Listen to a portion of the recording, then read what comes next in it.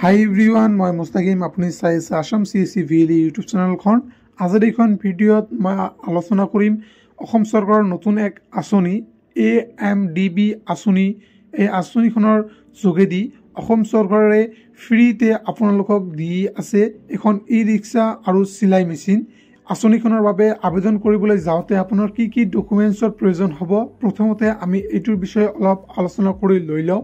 আপুনি যদি এতিয়ালৈকে আমাৰ Assam CSE VLE WhatsApp group নাইবা টেলিগ্ৰাম চেনেলত যদি জইন কৰা নাই, লিংক ইন দ্য ডিছক্ৰিপশ্যন, এইখন ভিডিঅ'ৰ ডিছক্ৰিপশ্যনত লিংক দিয়া আছে।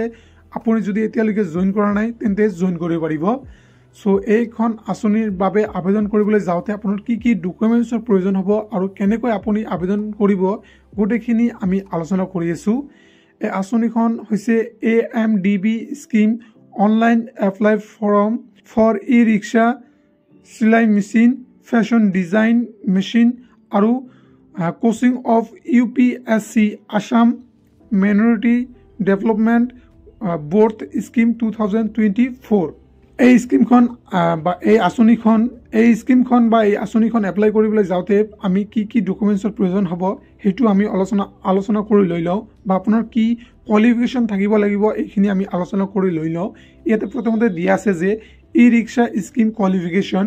চ' ই-ৰিক্সাৰ বাবে আপুনি অনলাইন আবেদন কৰিবলৈ যাওঁতে আপোনাৰ এখন চাৰ্টিফিকেটৰ প্ৰয়োজন হ'ব, যিখন চাৰ্টিফিকেট আপোনাৰ সংখ্যালঘু চাৰ্টিফিকেট বুলি আমি কওঁ। চ' সংখ্যালঘু চাৰ্টিফিকেট আমি কেনেকৈ আপুনি অনলাইন আবেদন কৰিব পাৰিব, অলৰেডি কিন্তু আমাৰ এখন ভিডিঅ' দিয়া আছে।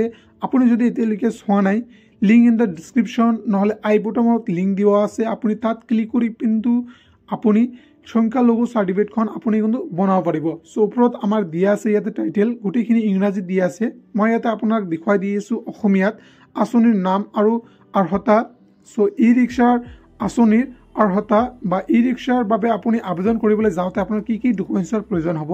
চ' ইয়াতে চাব পাৰিব আবেদনকাৰীৰ ধৰ্মীয় সংখ্যালঘু সম্বোধন হ'ব লাগিব। চ' ইয়াতে সংখ্যালঘু চাৰ্টিফিকেট যিখন আছে বা সেই চাৰ্টিফিকেটখনৰ আপোনাৰ প্ৰয়োজন হ'ব।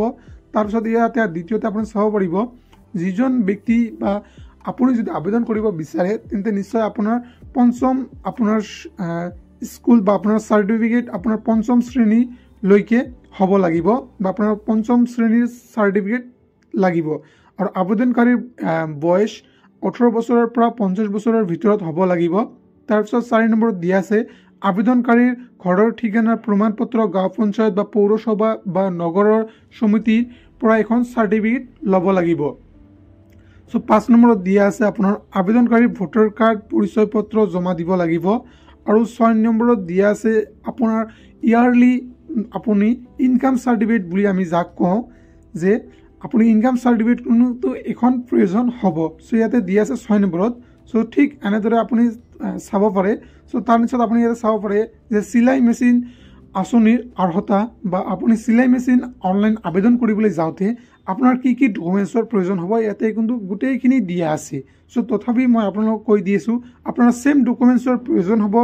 আপুনি আবেদন কৰিবলৈ যাওঁতে চিলাই মেচিনৰ বাবে আপুনি অনলাইন আবেদন কৰিবলৈ যাওঁতে আপোনাৰ কিন্তু সংখ্যালঘু চাৰ্টিফিকেটখনৰ প্ৰয়োজন হ'ব।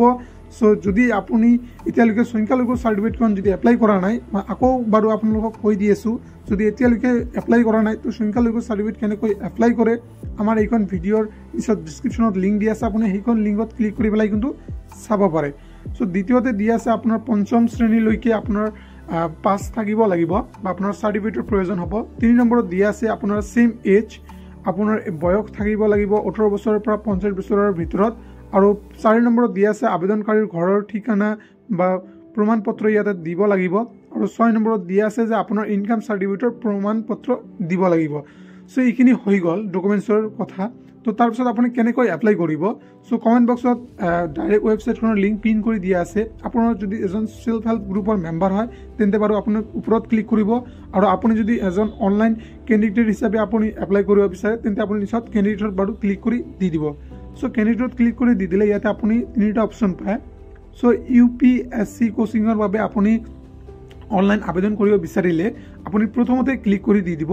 চ' দ্বিতীয়ত আপুনি চিলাই মেচিনৰ বাবে আপুনি আবেদন কৰিব পাৰিব। তৃতীয়তে আপুনি ডিষ্ট্ৰিবিউশ্যন অফ ই-ৰিক্সা বুলি আপুনি ক্লিক কৰি দিব পাৰিব। চ' মই আপোনালোক দেখুৱাবলৈ গৈ আছোঁ যে আপুনি ই-ৰিক্সা কেনেকৈ আপুনি অনলাইন এপ্লাই কৰিব পাৰিব। সো সেকেন্ডত আপুনি ইয়াতে চাব পাৰিব পাৰ্সোনাল ইনফৰমেশ্যন। সো ফাৰ্স্টত আপুনি আপোনাৰ কেণ্ডিডেট নেমটো ইয়াতে বাৰু দি দিব। সো কেণ্ডিডেট নেমটো দি দিয়াৰ পিছত ইয়াতে আপোনাৰ কেণ্ডিডেটৰ ফাদাৰ্ছ নেম বা গাৰ্জিয়ান নেমটো ইয়াতে বাৰু দি দিব। সো গাৰ্জিয়ান নেমটো দি দিয়াৰ পিছত ইয়াতে আপুনি চাব পাৰিব মোবাইল নম্বৰ। সো মোবাইল নম্বৰটো দি দিব। তাৰপিছত ইয়াতে আপোনাৰ জেণ্ডাৰটো চুজ কৰিব। সো জেণ্ডাৰটো চুজ কৰাৰ পিছত তাৰপিছত আপোনাৰ ভিলেজ বা টাউনখন আপুনি ইয়াতে টাইপ কৰি দি দিব। সো তাৰপিছত আপোনাৰ পোষ্ট অফিচখন, তাৰপিছত আপোনাৰ পুলিচ ষ্টেচনখন। সো পুলিচ ষ্টেচনখন চিলেক্ট কৰাৰ পিছত ইয়াতে আপোনাৰ ষ্টেটখন বাৰু আপুনি চুজ কৰি দি দিব। সো ষ্টেটখন চুজ কৰাৰ পিছত আপুনি আপোনাৰ ডিষ্ট্ৰিক্টখন বাৰু চুজ কৰি দি দিব। সো ইয়াতে ডিষ্ট্ৰিক্টখন চুজ কৰি দি দিয়াৰ পিছত ইয়াতে আপোনাৰ চিলেক্ট ব্লক অপশ্যন আছে। সো আপোনাৰ ব্লক যিখন আপুনি এইখন ব্লক ইয়াতে বাৰু আপুনি চিলেক্ট কৰিব পাৰিব। সো ব্লকখন চিলেক্ট কৰাৰ পিছত ইয়াতে পোৰ্টাল পিন যে আছে আপোনাৰ এৰিয়া পিন কোড যিটো হয় আপুনি ইয়াতে বাৰু টাইপ কৰি দিব পাৰিব।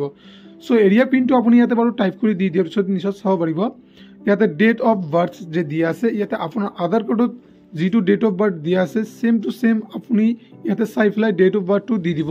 সো ডেট অফ বাৰ্থটো দি দিয়াৰ পিছত আপোনাৰ আধাৰ কাৰ্ডৰ 12 ডিজিট যিটো নাম্বাৰ আছে আধাৰ কাৰ্ডৰ নাম্বাৰ সেইটো নাম্বাৰ বাৰু ইয়াতে টাইপ কৰি দি দিব। সো এইখিনি টাইপ কৰি দি দিয়াৰ পিছত 3 নম্বৰত চাব পাৰিব কোৱালিফিকেশ্যন ইনফৰমেশ্যন। সো ইয়াতে আপোনাৰ কিমান এডুকেশ্যন কোৱালিফিকেশ্যন যিমান দূৰলৈকে আছে বা আপোনাৰ চাৰ্টিফিকেট যিমান দূৰলৈকে আছে আপুনি ইয়াতে বাৰু চিলেক্ট কৰিব পাৰিব। ক্লাছ 10 আৰু ইয়াতে ক্লাছ 5ৰ পৰা ষ্টাৰ্ট হৈ আছে। সো আপোনাৰ যিটো কোৱালিফিকেশ্যন হয় ইয়াতে বাৰু আপুনি চিলেক্ট কৰি দি দিব।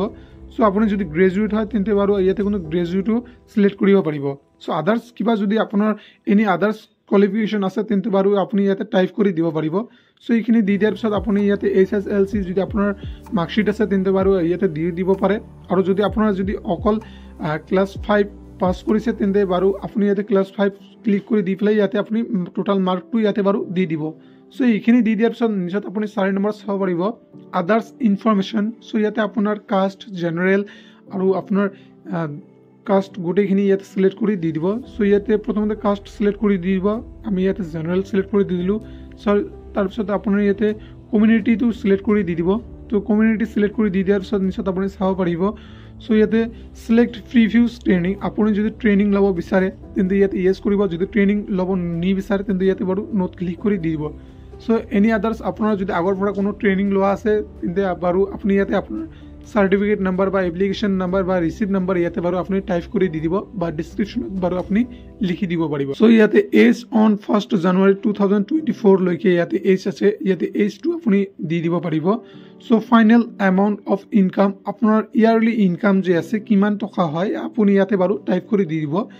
যিমানখিনি ইনকাম প্ৰুফ আপোনাৰ ইনকাম চাৰ্টিফিকেট দিয়া আছে সেম টু সেম আপুনি ইয়াতে বাৰু টাইপ কৰি দি দিব। সো এইখিনি আমাৰ বাৰু হৈ গ'ল। তাৰপিছত আপোনাৰ 5 নম্বৰত আহিলোঁ ডকুমেণ্টছ আপলোড।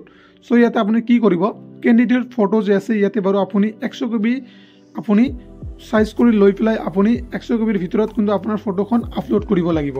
সো ইয়াতে ফাৰ্ষ্টত আপোনাৰ কেণ্ডিডেট ফটোটো বাৰু আপুনি আপলোড কৰি দি দিব। সো কেণ্ডিডেট ফটোটো আপলোড কৰি দি দিয়াৰ পিছত আপুনি কি কৰিব সেকেণ্ডত আপোনাৰ কেণ্ডিডেট সিগনেচাৰ যে আছে কেণ্ডিডেট সিগনেচাৰটো আপুনি 100 KB কৰি লৈ পেলাই ইয়াতে আপলোড দি দিব। তাৰপিছত ইয়াতে identity proof voter ID Aadhaar card PAN card any others documents PDF 500 KBৰ ভিতৰত আপুনি আপলোড দি দিব। সো দি দিয়াৰ পিছত ইয়াতে আপোনাৰ এড্ৰেছ প্ৰুফ হিচাপে ইয়াতে আপুনি আধাৰ কাৰ্ডটো দি দিব। তাৰপিছত স্কুল চাৰ্টিফিকেট আপুনি ইয়াতে PDF কৰি আপলোড দি দিব। সো এইখিনি আপুনি গোটেইখিনি আপলোড দি দিয়াৰ পিছত নিশ্চয় বাৰু আপুনি ছাবমিটত ক্লিক কৰি দিব। সো ছাবমিটত ক্লিক কৰি দিয়াৰ লগে লগে ঠিক এনেকুৱা এখন ৰচিদ খোল খাব। এই ৰচিদখন আপুনি প্ৰিণ্ট আউট কৰি দি দিব আৰু ছাবমিট দি দিয়াৰ পিছত আপোনাৰ ৰেজিষ্টাৰ্ড মোবাইল নম্বৰত কিন্তু এটা OTP আহিব। সেই OTPখিনি কিন্তু আপুনি চাব পাৰিব। ঠিক এনেকুৱা ধৰণৰ হয়। সো আশা কৰোঁ আজিৰ এইখন ভিডিঅ'ত মই আপোনালোক ভালদৰে বুজাবলৈ সক্ষম হৈছোঁ। যদি আজিৰ এইখন ভিডিঅ' আপুনি চাই পেলাই ভাল পাইছে তেন্তে অৱশ্যই এটা লাইক কৰিব আৰু কিবা প্ৰব্লেম পালে নিশ্চয় আমাক কমেণ্ট বক্সত কমেণ্ট কৰিব।